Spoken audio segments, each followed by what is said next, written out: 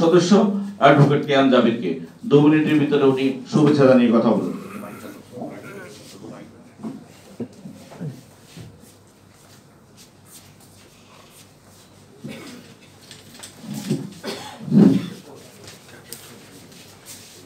আজকে এই আলোচনা সভার সম্মানিত সভাপতি, মঞ্চে উপস্থিত জাতীয় নেতৃবৃন্দ এবং সামনে সাংবাদিক ভাই ও বন্ধুগণ এবং আমার রাজনৈতিক সহকর্মী বন্ধুগণ, আমরা ইতিহাসের এক সন্ধিক্ষণে আছি।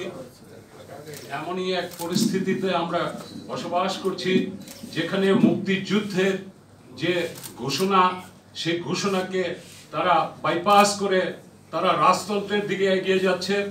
মুক্তিযুদ্ধের যে চেতনা, স্বাধীনতার যে লক্ষ্য, সেই লক্ষ্য তারা বিসর্জন দিয়েছে। তারা এখানে এই রাষ্ট্রটিকে একটা সন্ত্রাসী রাষ্ট্র হিসেবে পরিণত করেছে। এখানে ভোট লাগে না, এখানে সিন্ডিকেটের দ্বারা পরিচালিত অর্থনীতি সিন্ডিকেটের খপ্পরে ইতিমধ্যে পড়ে গেছে।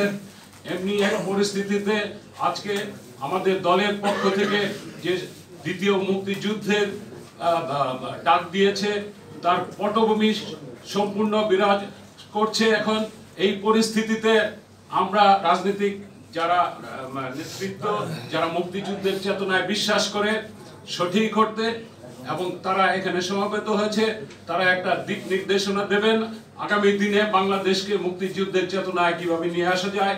এখন যা হচ্ছে মুক্তিযুদ্ধের চেতনা নয়, মনে হচ্ছে যেন মুক্তিযুদ্ধকে চেতিও না পর্যায়ে নিয়ে গেছে।